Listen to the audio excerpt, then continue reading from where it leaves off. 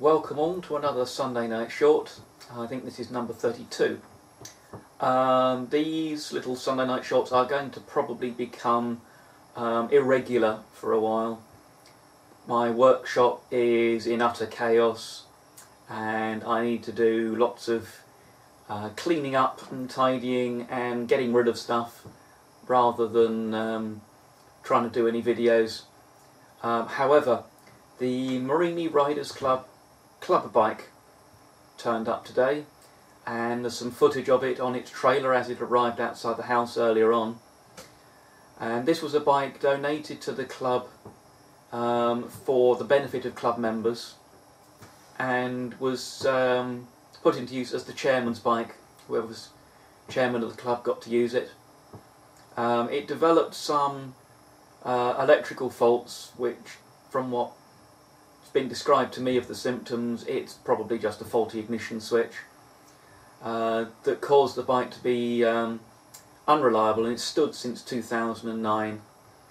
And somebody suggested that what we should do is get the bike back into working order, sort it out, and then it be ridden around the country by various members through the various club sections where we've got local sections.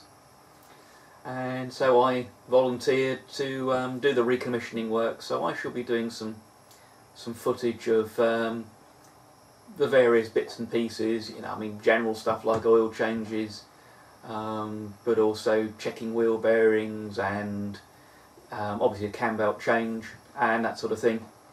So that probably will be what I put up as video footage rather than the Sunday night shorts. The rest of the video is some tooling I picked up a couple of weeks ago now. Hadn't put the footage up, and unfortunately a couple of complaints about suppliers in there, but hope you find it interesting, and keep commenting and clicking the like button, and just generally showing me that I'm not entirely wasting my time. See you all next time. Now, the first bit of tooling I got was an eBay find.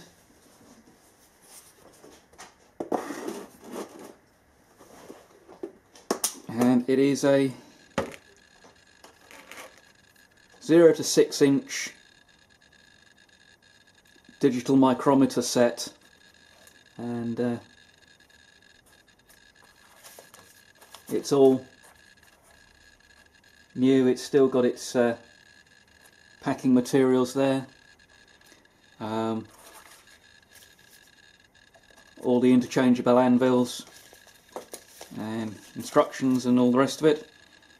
And this was a buy it now, and the guy was asking £250, but I made an offer of 200, which was accepted.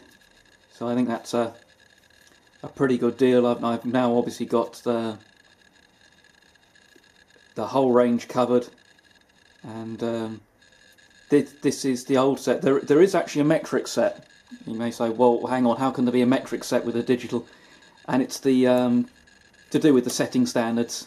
These are all inch setting standards, and they do another set that's all metric setting standards. But I think the current version of this set retails at about £600, so I think I've got quite a good deal.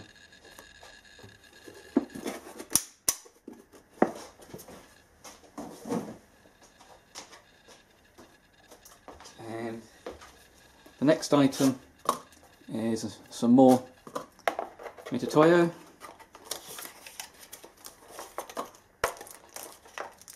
And it's a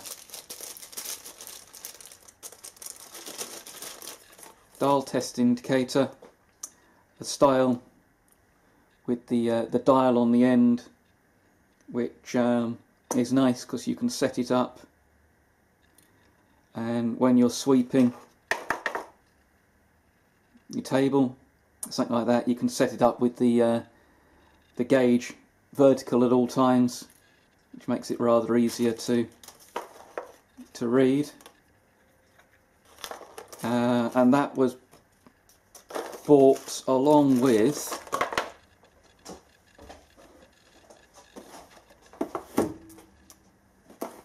a Noga holder. Now, when I posted my video on tuning up one of these cheap Chinese holders, and you know, this holds reasonably well. You've got to crank it pretty hard, but a lot of these, even when you do that, they don't hold. This one does, but we know how much better the genuine Nogas actually hold.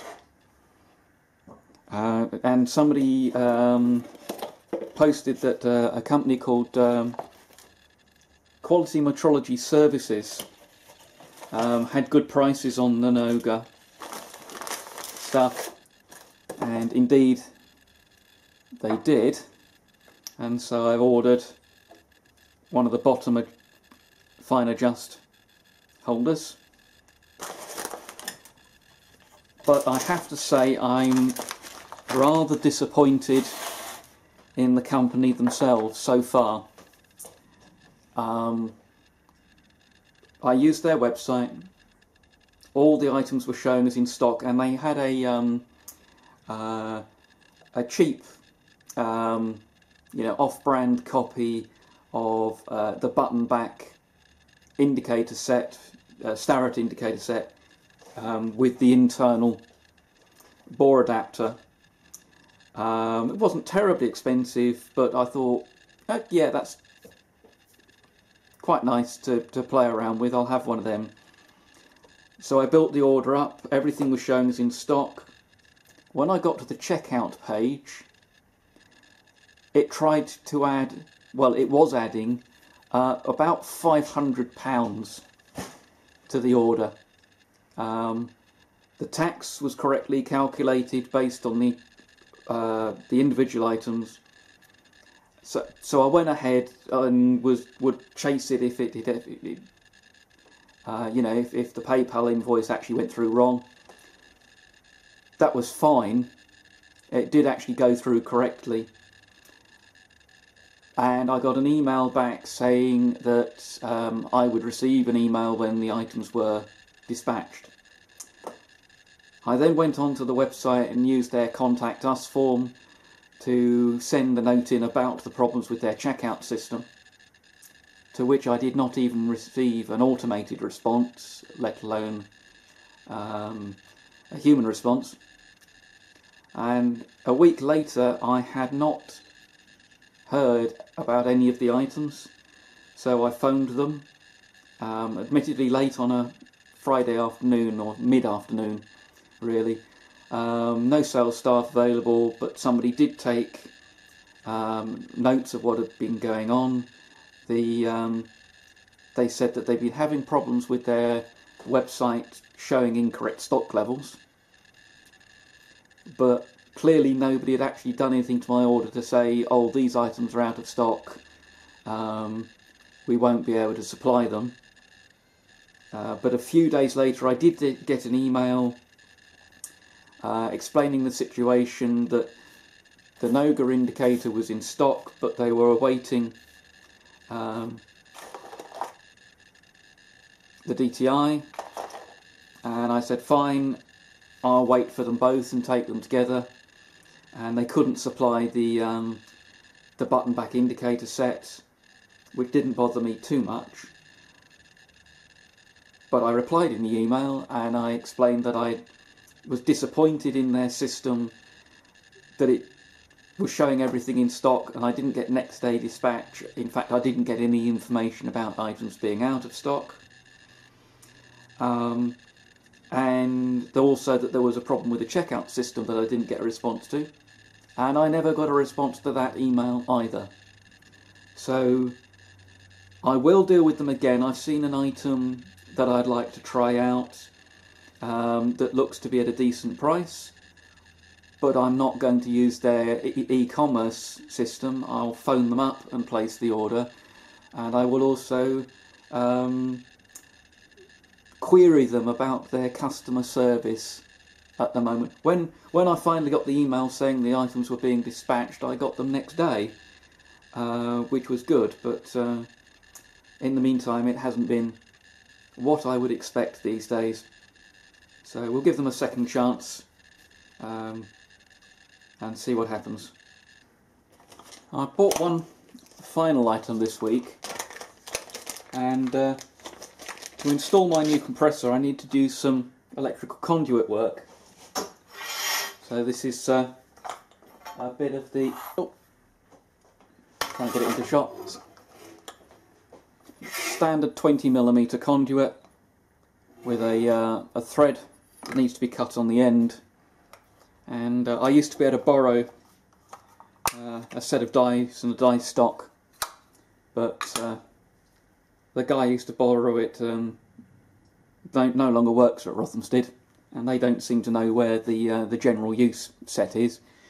So I went and bought a conduit die, and these things, they're a specialised die because they've got a couple of cutouts, and you've got a couple of quick release thumb screws to hold them in the stock, with a standard OD between the three sizes. So there's the common ones are 20 and a 25mm.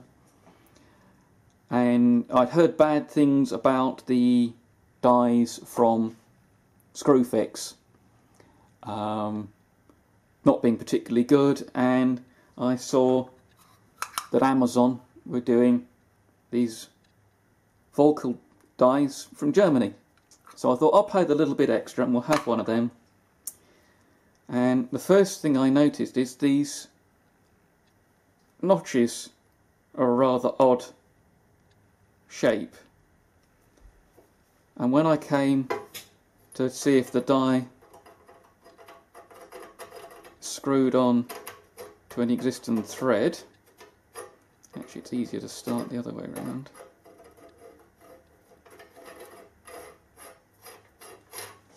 I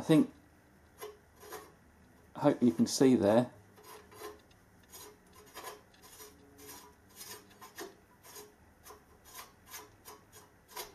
The run out in the die. It's what we would call a drunk thread.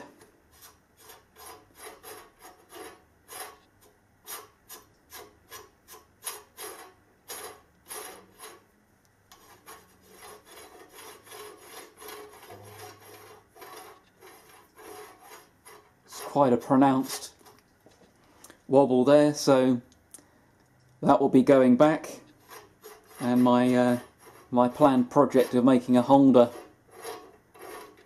for it is going to get put on hold